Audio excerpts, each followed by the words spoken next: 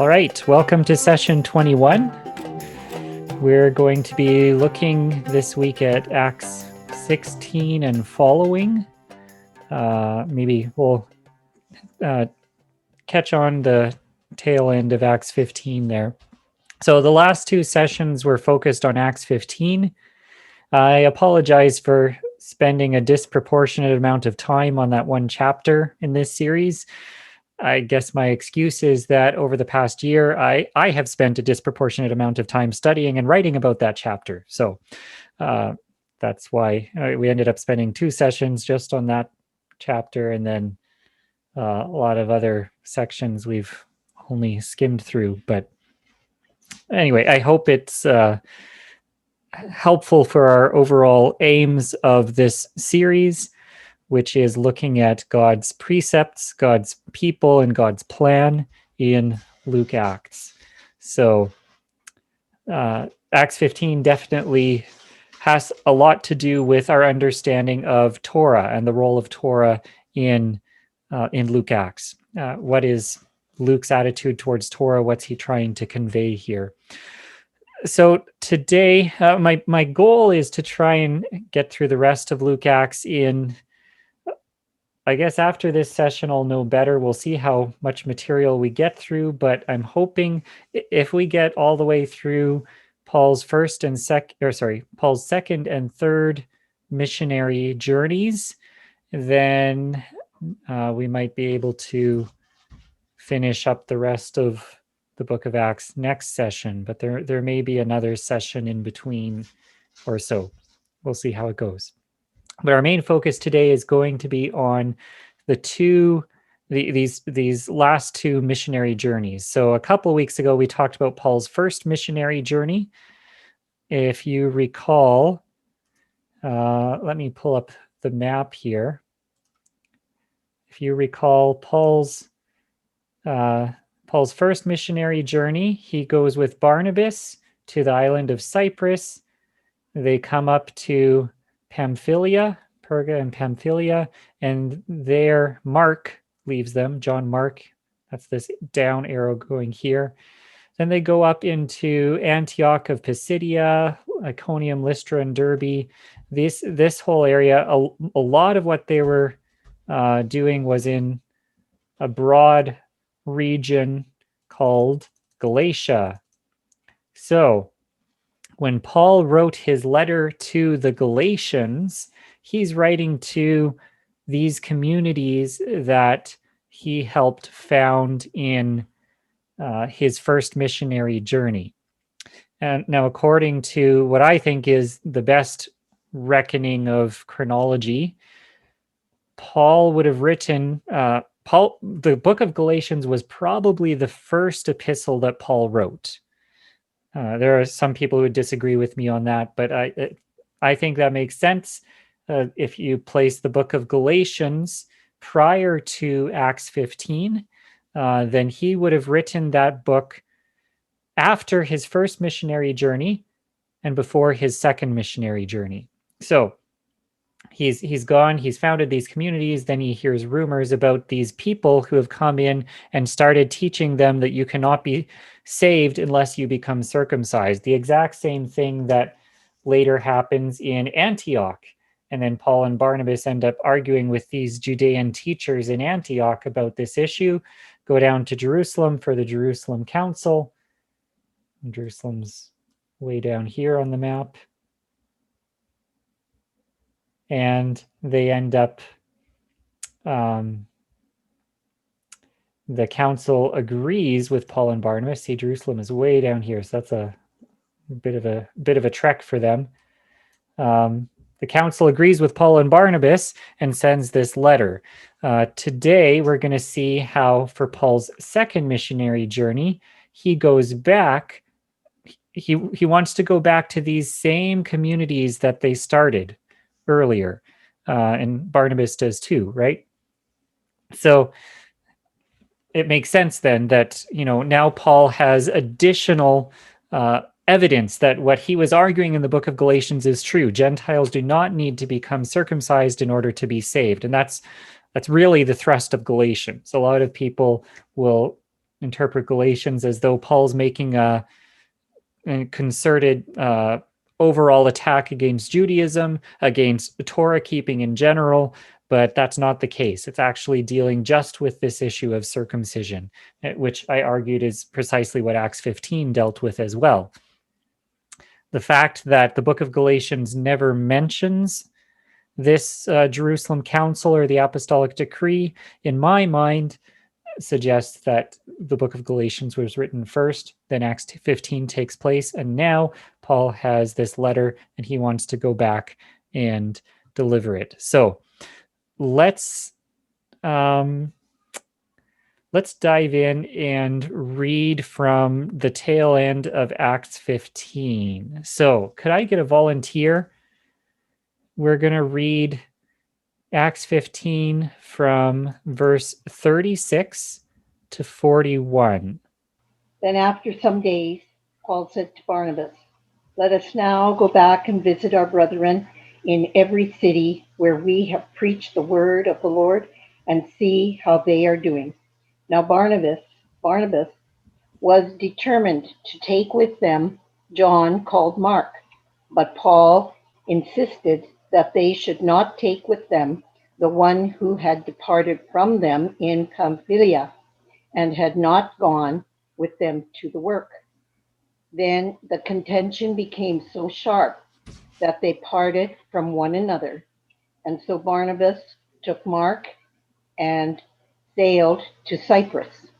But Paul chose Silas and departed, being commended by the brethren to the grace of God. And he went through Syria and Cilicia, strengthening the churches. Okay, so we're starting out the apostles. Paul and Barnabas and these other two guys from Judea have just finally come back to Antioch.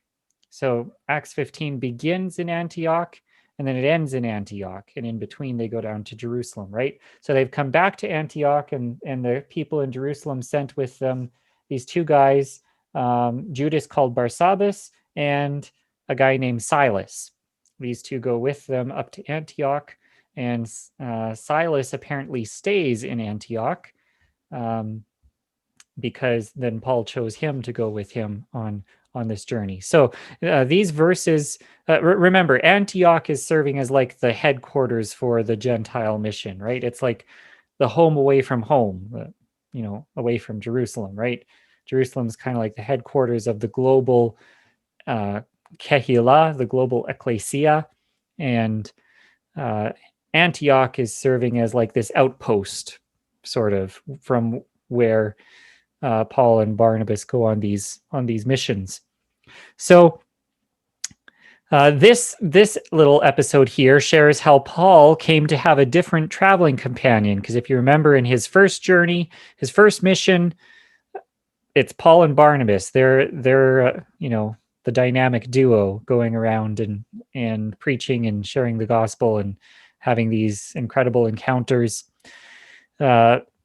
Well, here they part ways, right? You remember how Mark left, right? If we go back to our map, they're on their way. They go through the island of Cyprus. They get to Pamphylia, and Mark leaves them. It doesn't say why Mark left them, and Luke doesn't really go into any more details about that. As we read in Paul's epistles, eventually he and Mark did become reconciled, and there's more in store for Mark. He even went on to write the Gospel of Mark. So we don't know a whole ton more about him than that. But anyway, at this stage, Paul didn't want to take him with them. So what happens is, let's just switch to the second journey. Okay, so Barnabas and Mark go to Cyprus, and then we don't hear any more about them in Luke, in Acts. Luke doesn't tell us any more about them, but Barnabas and Mark carry on what they started over here, whereas Paul and Silas end up going on land up back into Galatia, right? So it's kind of hard to see because this is really zoomed out. But you can see they're going all the way through Asia Minor. Eventually, they'll go up into Macedonia, which is up here, north of Greece. Then they'll cut down into Greece, go to Athens and Corinth, back across over to Ephesus in Asia Minor, and then down to Jerusalem, and finally back to Antioch. So this is a rough overview of the second journey. As we'll see, so first, Paul and Silas, they leave Antioch and they go up to Tarsus, which is famous as the hometown of Paul of Tarsus, Saul of Tarsus, right? He's from Tarsus, which is no little city in Cilicia, the Roman province of Cilicia. Tarsus was one of three big university cities in that day. There is Tarsus, Athens, and Alexandria.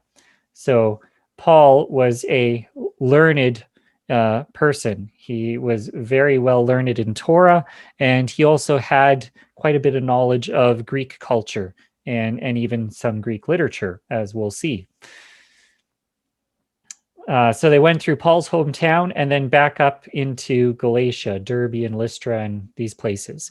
We'll pick up on that in just a second. So yeah, so Silas was a big asset for Paul on this trip, right? Because if we go back to verse 22 of chapter 15, this is when they conclude the Jerusalem Council and the apostles decide to choose men and send them to Antioch with Paul and Barnabas. So they choose Judas Barsabbas and Silas. These were leading men among the brothers. So Silas is not just a Joe Blow. He's like a leading man among the brothers. And so this is going to be corroborating the message of the Jerusalem Council, right? They've got the letter with them. They've got Silas from Jerusalem coming with them as well, right? And they're always going 2 by 2, right? Yeshua set that pattern in the Gospels, sending out his apostles 2 by 2. We see in the book of Acts, they're following that same pattern. When Paul and Barnabas separate, they're not just like, well, let's just each go by ourselves. They each take someone else with them. And we're going to see Paul will end up having quite a few traveling companions with him as it carries on. All right, let's jump down to chapter 16, and we're going to read the first little bit here. Let's read chapter 16, verses 1 to 5. And again, I'm going to ask for a volunteer. Someone be able to do that? Okay, so Paul came also to Derbe and Lystra. A disciple was there named Timothy, the son of a Jewish woman who was a believer, but his father was a Greek. He was well spoken of by the brothers at Lystra and Iconium.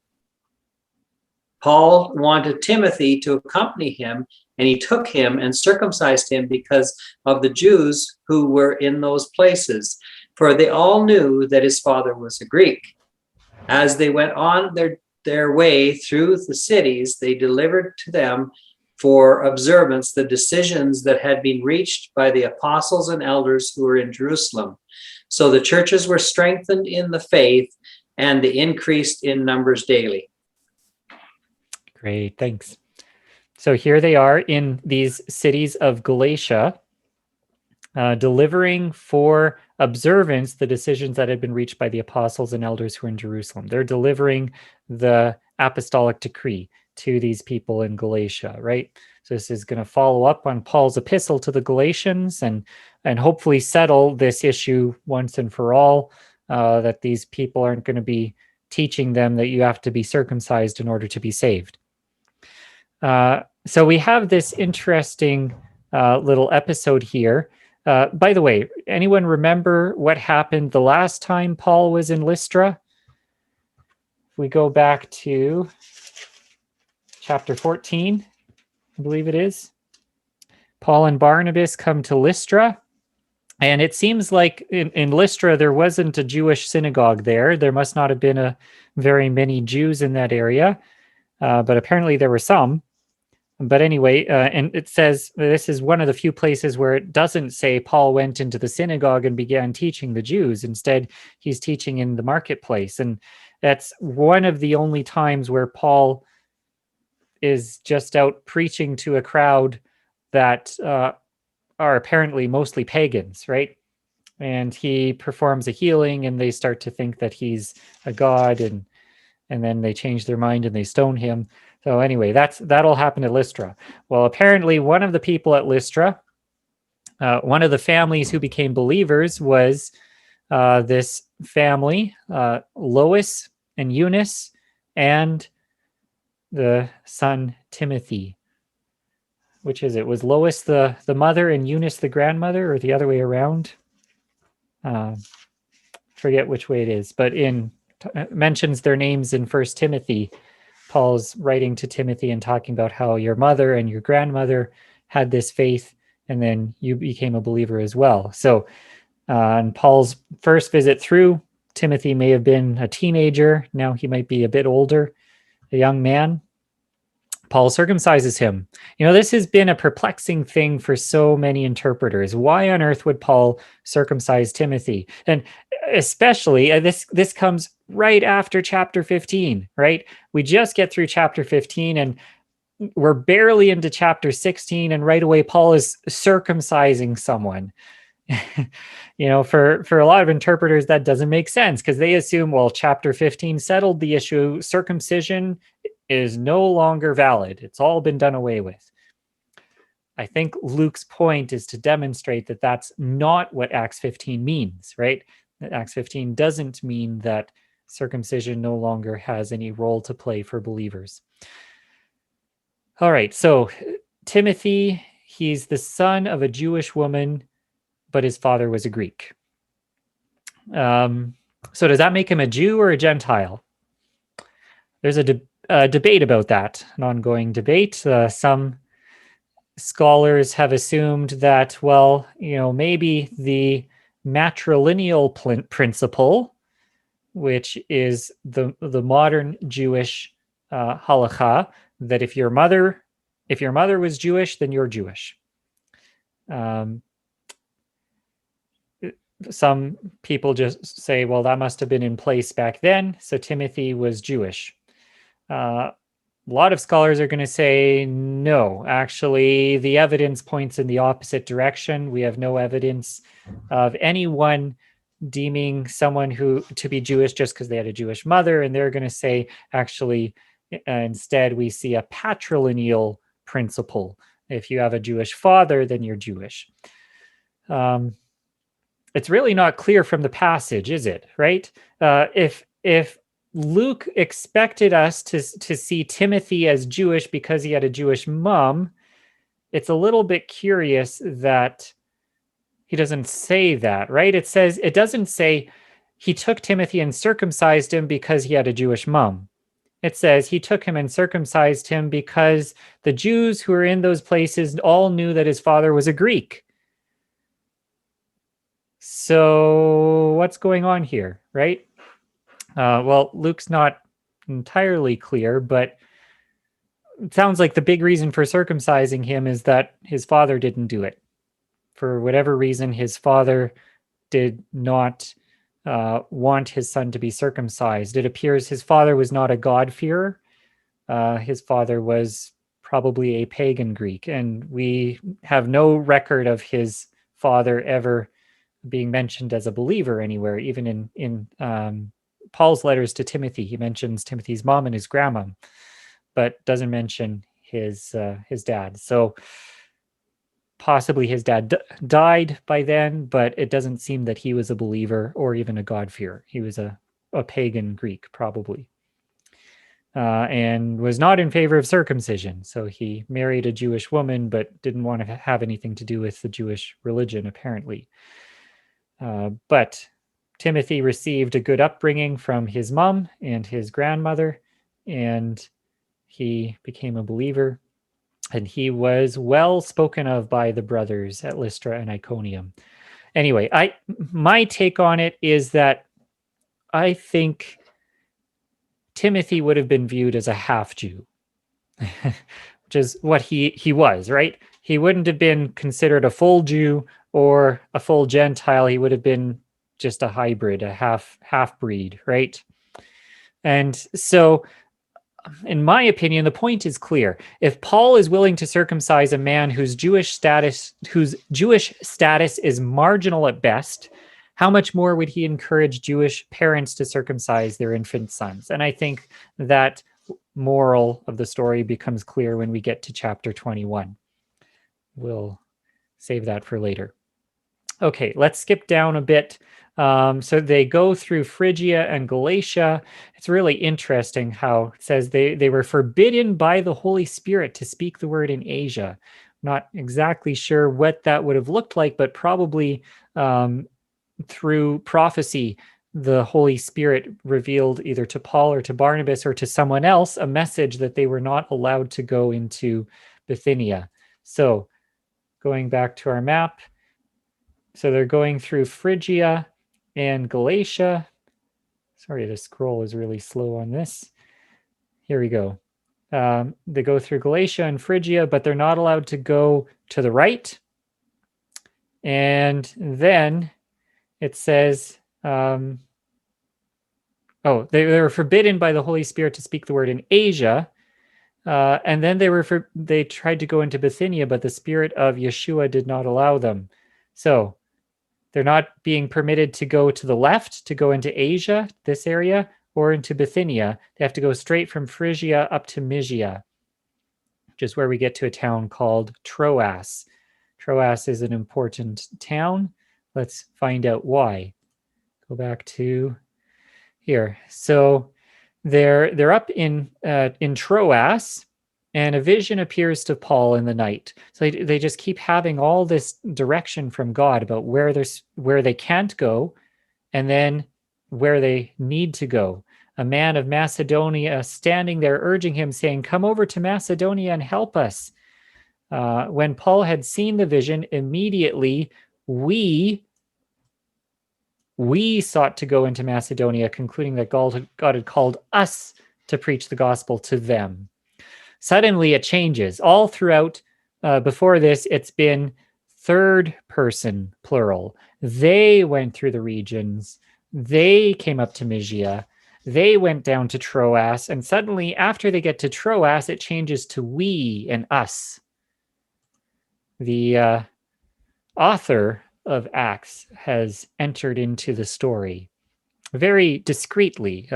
Luke is a very discreet, modest writer. He's not, doesn't talk about himself at all, but just, there he is. So apparently Luke joins them at Troas, right?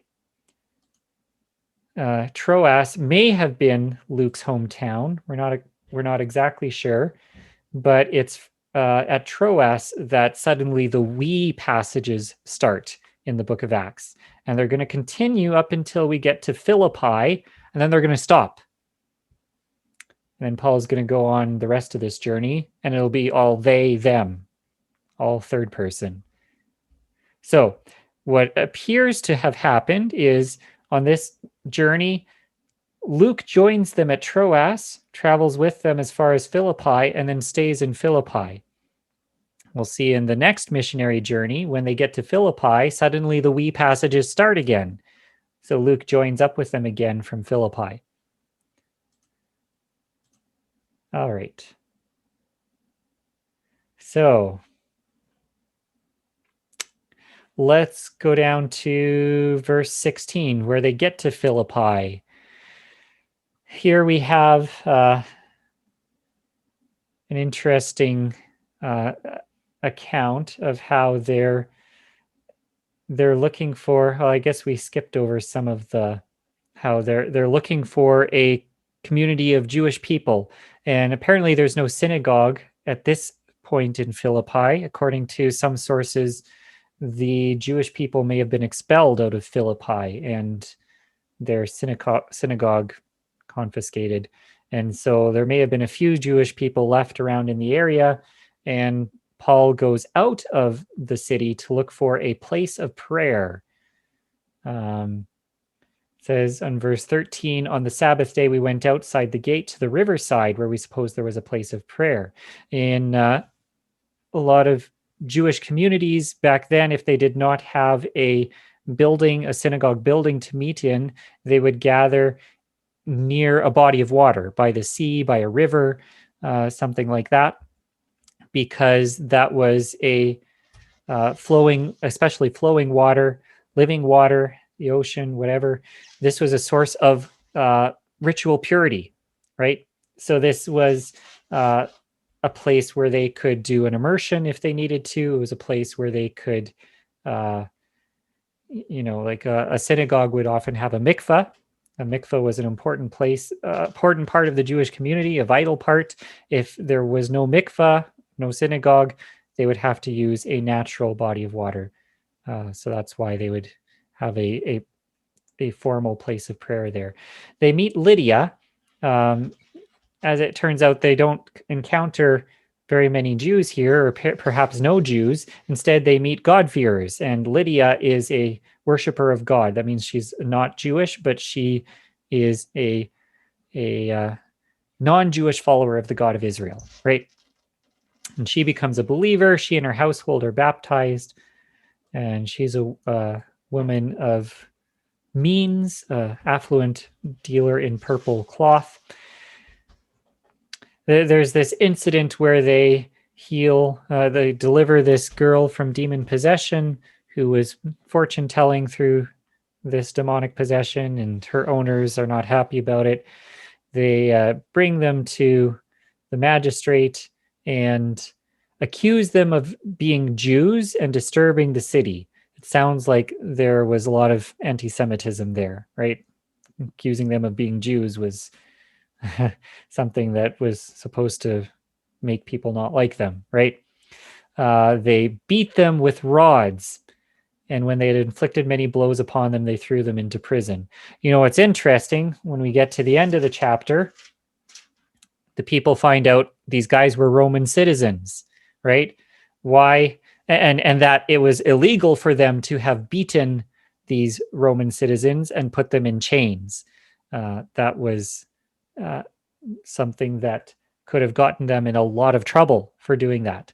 So the question is, how come Paul and Silas didn't say, hey, don't beat us, guys, we're Roman citizens? You know, there's a couple possibilities. One possibility is that they just didn't have time, or no one could hear them saying, stop, we're Roman citizens, and they just got beaten and thrown into prison anyway. Another possibility is that for whatever reason, God led them not to pull out the citizenship card and get this get out of jail free pass, right? In either case, God obviously orchestrated this for multiple reasons. First of all, we have the story that follows of the Philippian jailer coming to faith and it having a big impact on the city. Another reason is, look at the example it set for the Philippian believers. As we read about in Paul's letter to the Philippians, he talks about, bearing up under persecution.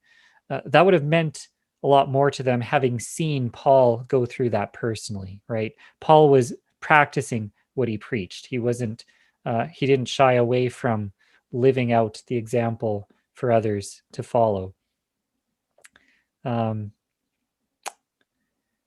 Yeah, so we have this cool story about the earthquake in the prison, and the jailer ends up becoming a believer as well.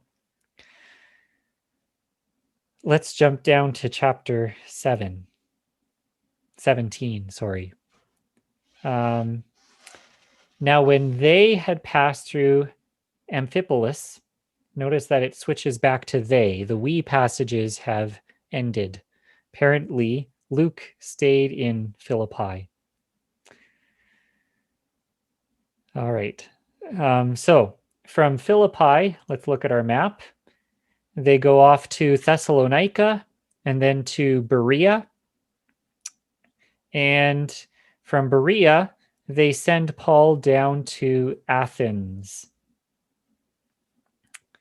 And let's pick up where they go to Athens, down in verse 16. Let's go to verse 15. So those who conducted Paul brought him as far as Athens. After receiving a command for Silas and Timothy to come to him as soon as possible, they departed. So Silas and Timothy remain in Berea. They're teaching the people there. The Bereans were very receptive to the message, right? So they remain there. But these other guys, they take Paul all the way down to Athens.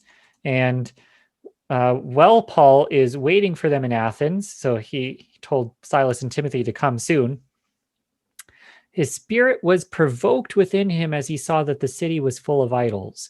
You know, that's something, because Paul was not a sheltered Jerusalemite, right? Paul was from Tarsus. He had been trained under Gamaliel in Jerusalem. So he was a guy who straddled multiple cultures, multiple worlds, right? He was quite well learned and experienced in different cultures, different languages. But he's being provoked that the city's full of idols. I mean, I'm sure Paul had seen lots of idols in his lifetime, right? He, in Tarsus, he's exposed to a lot. In all his other travels, he's exposed to a lot. Even in Lystra, they think he's a god and they're trying to sacrifice to him. So he's been exposed to a lot of paganism, right? But there's something about Athens that really troubles him, which is saying something. He's reasoning in the marketplaces and stuff, and then there's these philosophers, Epicurean and Stoic philosophers, debating with him, and some said, "What does this babbler wish to say?" Others say, "He seems to be a preacher of foreign divinities," because he was preaching Yeshua and the resurrection.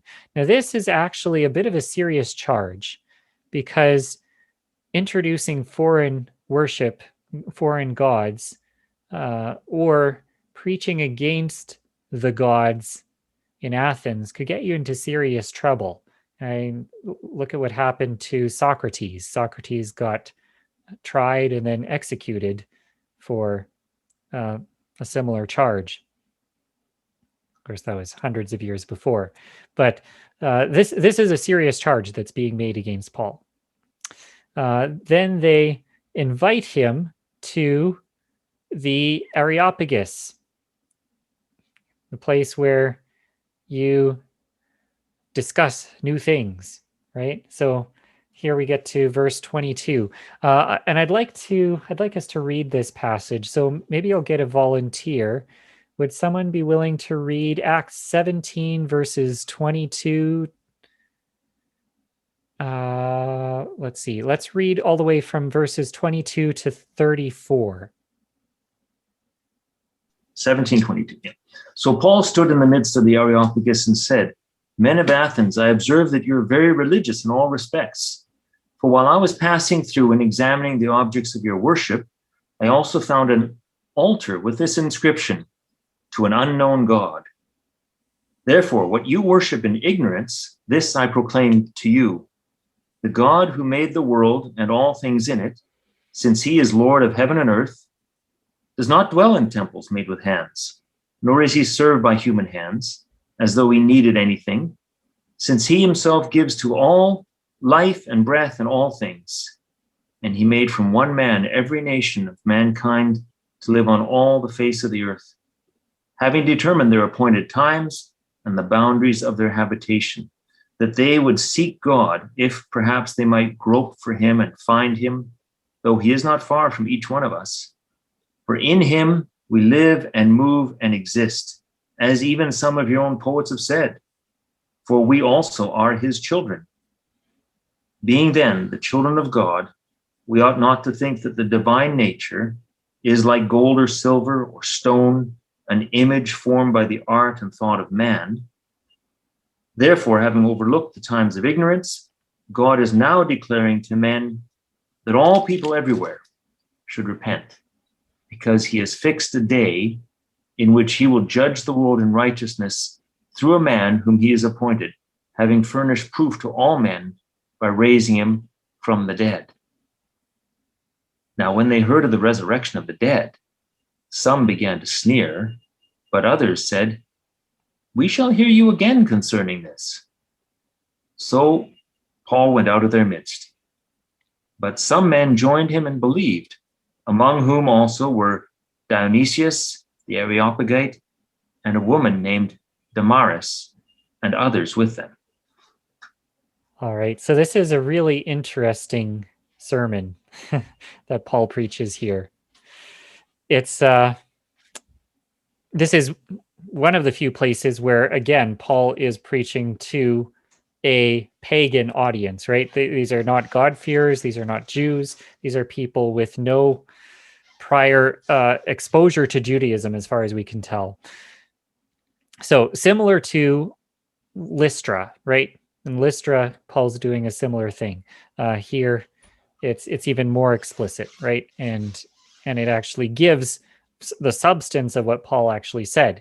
So a couple things are interesting. One thing is I feel like there's a bit of a parallel between this and Stephen's speech in Acts chapter 7. It's almost like Paul is on trial here, right? Just like Stephen was accused of certain things, and then he gives this speech to sort of dispel those accusations, to defend himself against what were false accusations back then.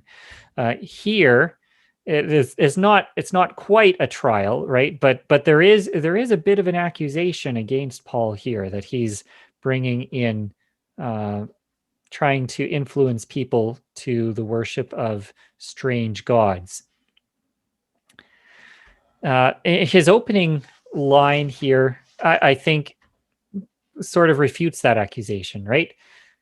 He says he he found an altar to the unknown God. Apparently, there were a bunch of those in Athens in those days. They were trying to cover all their bases, right? Because you don't want to offend any god, you don't want to leave any god out. So just to be safe, let's make some altars to unknown gods. Well, so Paul's tactic here in his message is clever. He, instead of saying I'm preaching to you God you've never heard of before, he says, no, you guys already have an altar to this God. You just don't know who he is or what his name is. So I'm going to let you know about him. So I'm far from bringing in new deities. I'm just trying to explain to you some of the gods you already worship, or a God that you already worship, kind of thing. Interesting way to bring that in. When we get down to verse 28, Paul quotes from pagan philosophers, right? In him we move, in him we live and move and have our being. That is probably a quote from Epimenides of Crete. And then, for we are indeed his offspring, is from Aratus, his poem Phenomena. So why is Paul quoting this stuff? I mean, apparently Paul knew some Greek literature. And actually in another passage, in one of Paul's epistles, he quotes from this exact same poem from Epimenides, where he talks about how Cretans are lazy gluttons and drunkards or something like that. It's from just a few lines down in the same poem.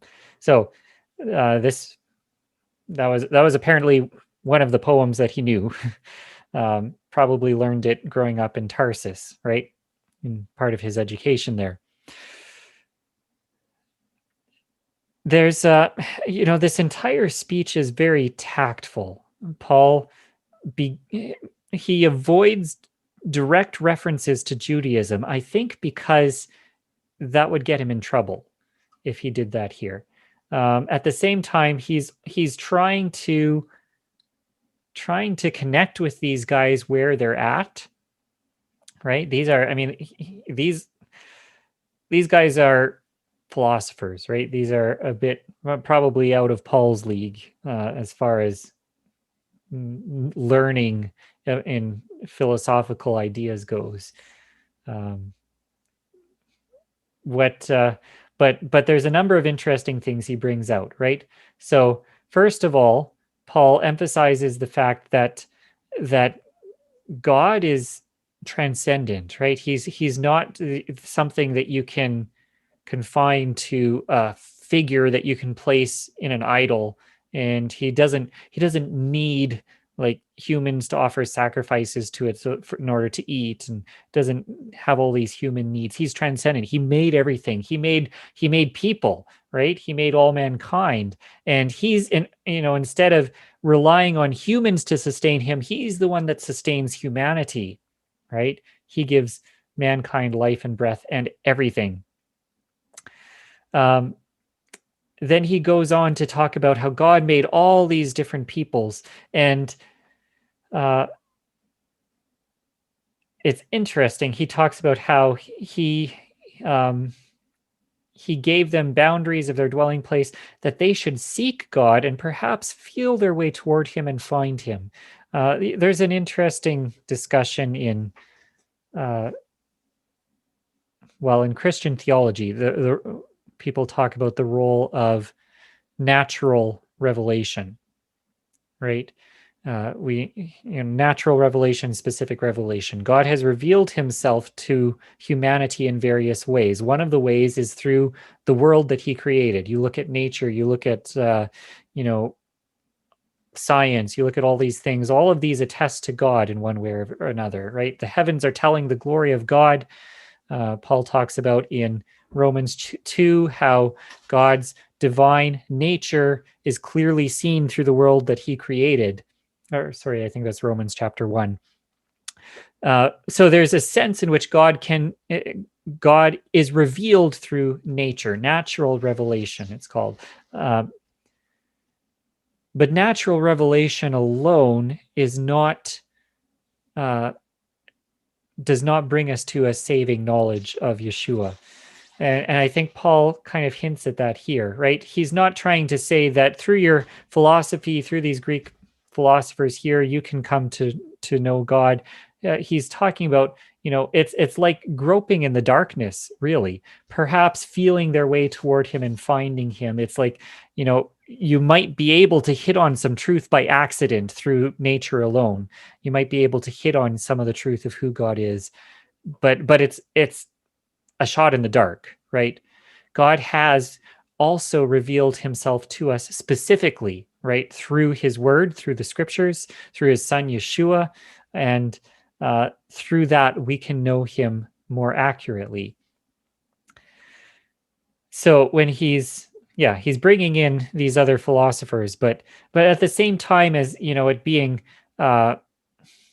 difficult to know God accurately through nature alone, he's not really far from us, right?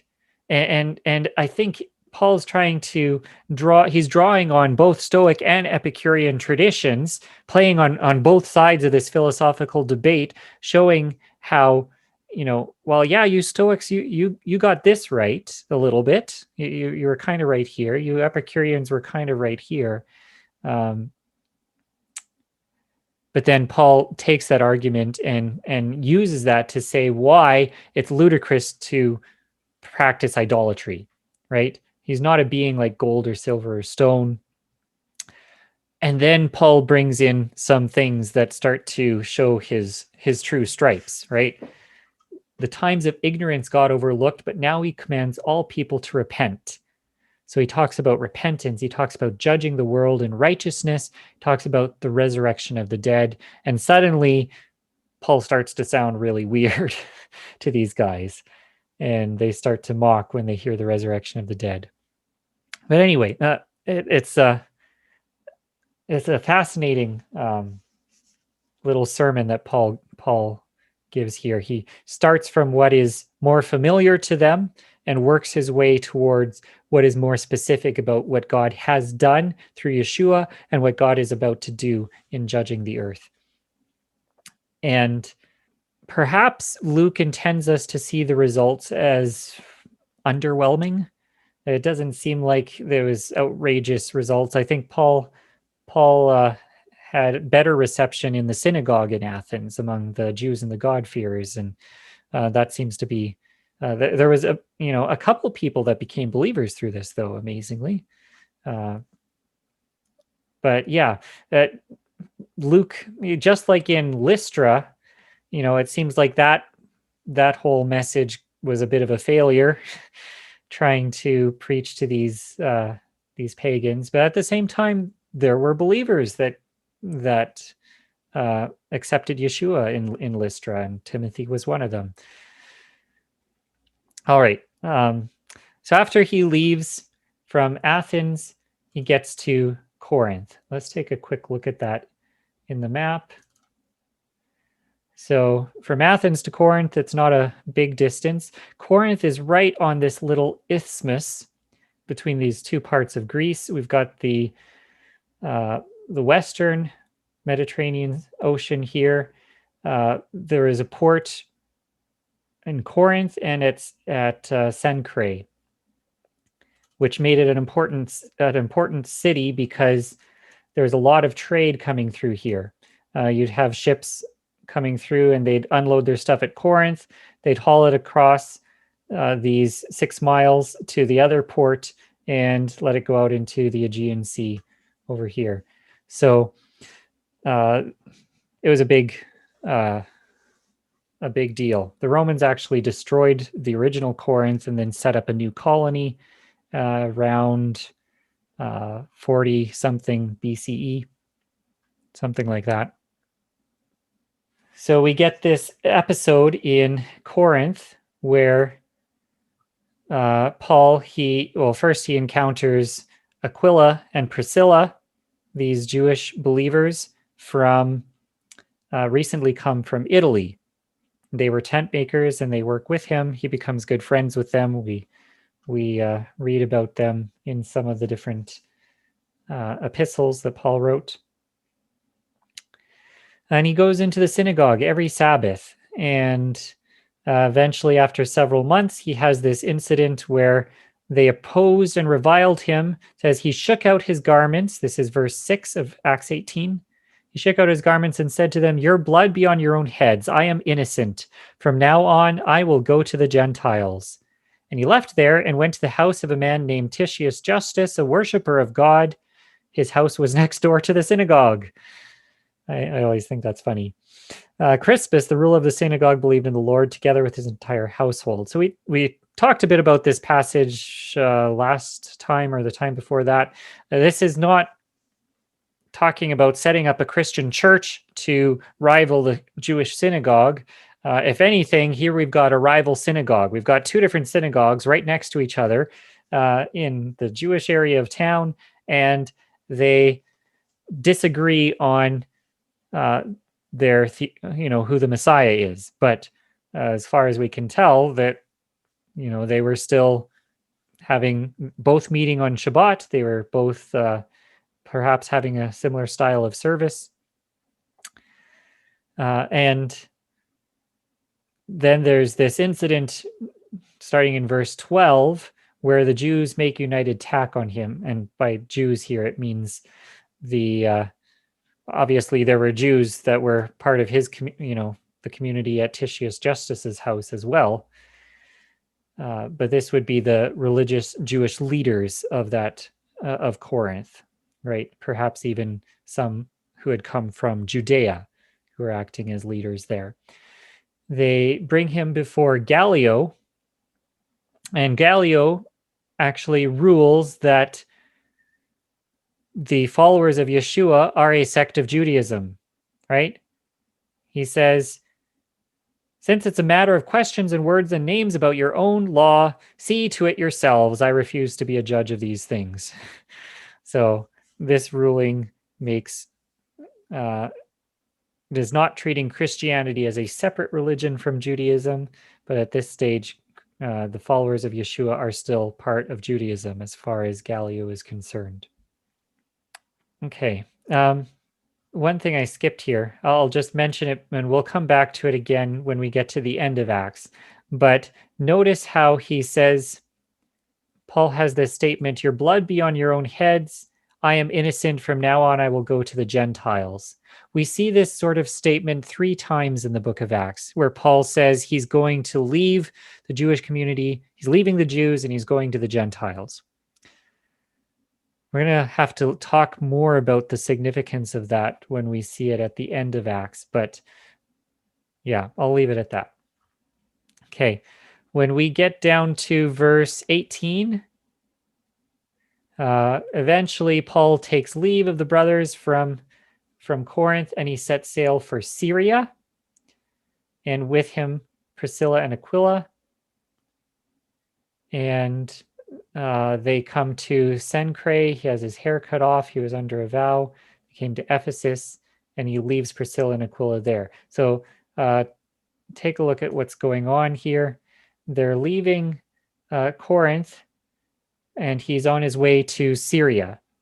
That's where Antioch is, and we'll see that in just a second. He takes a bit of a roundabout way to get to Syria. First, he comes to the port of Cenchreae to go by ship over to Asia Minor. And at Cenchreae, he has his hair cut because of a vow. Oops, sorry about that. So this is a Nazirite vow, right? What kind of vow in Torah do you take that involves cutting your hair? It's a Nazirite vow. So Paul has taken a Nazirite vow, goes over to Ephesus. From Ephesus, well, that's where he leaves Priscilla and Aquila.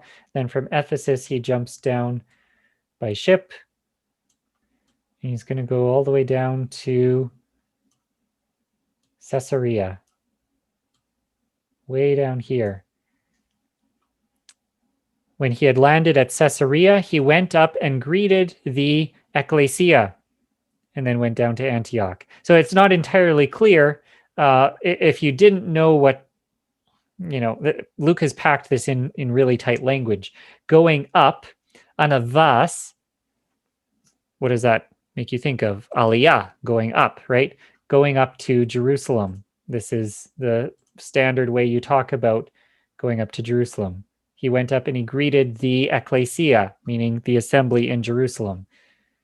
And then he goes up to Antioch.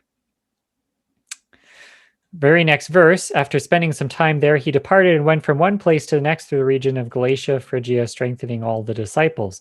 Oh, now we're on to the third missionary journey. Luke doesn't stretch this out or make this very emphatic or anything, but verse 22, he finally gets back to the headquarters, the Gentile mission. Very next verse, he's embarked on the third missionary journey. So a quick overview of that journey, and then we'll probably have to wrap it up here. Third missionary journey. This one's a little more complicated. As you can see, he starts out again at Antioch. He goes through Cilicia and Galatia again. This time, he cuts over by land to Ephesus. And from Ephesus, he sends Timothy and Erastus up over to Macedonia, and he goes by land up through Troas over to Philippi. At Philippi, Luke joins them again. They go down back to Corinth, then back up by land through all these places, and eventually down to Jerusalem. This time he never makes it back to Antioch.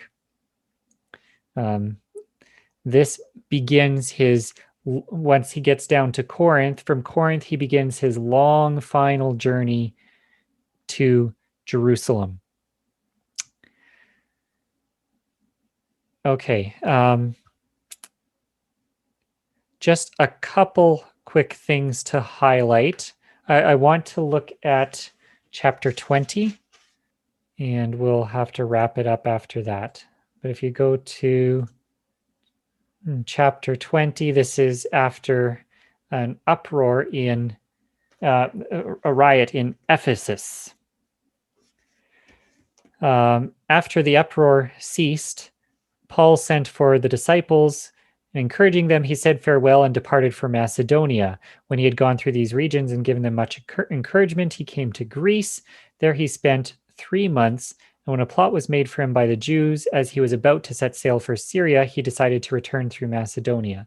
So Luke's language is abbreviated here. There's a lot packed into these verses, but we've got, so he comes across through Macedonia, then down to Greece. We know from other places that he made a visit to Corinth during that time. So when it says he went down to Greece, we know it for sure he went to Corinth. He may have gone to other places. And then Luke has this interesting thing. He says he was about to set sail for Syria, but his plans get thwarted because of a plot made against him by the Jews. So Luke gives us a little hint here that Paul's about to head back to Jerusalem. He takes the long route going through Macedonia, and it talks about all these people accompanied him: Sopater the Berean, son of Pyrrhus, of the Thessalonians, Aristarchus, Secundus, Gaius of Derbe, and Timothy from Lystra, and the Asians, Tychicus and Trophimus. There's one person Luke doesn't mention in this list: Luke. These went on ahead and were waiting for us at Troas. So suddenly Luke has joined them, right? Then they come to Troas. We sailed away from Philippi after the days of unleavened bread, and in 5 days we came to them at Troas, where we stayed for 7 days. There's a bunch of interesting stuff packed into these verses. First of all, okay, they're keeping unleavened bread. The apostles, the believers, are still observing the biblical calendar. They're still following God's calendar, right? Keeping the biblical festivals. We see, like I said, Luke has joined them again because Luke had been left at Philippi. Whoops, keep going to the wrong one. Luke had been left at Philippi. Now he's joined them again, and all these other people have joined them. And these other people go ahead of them to Troas, right? And Troas is someone's hometown. You know, like when you're driving on the highway and you drive past a small town and it says home of, and it lists some obscure person that you're not really familiar with, who's supposed to be famous. Well, maybe, they could have had a sign saying Troas, home of Luke.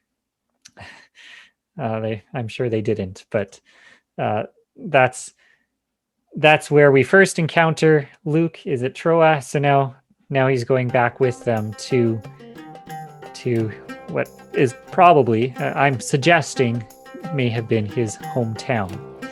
And Luke gives us a lot of very interesting details when we get to that part. But we're going to have to save that for next time and pick up again in Troas.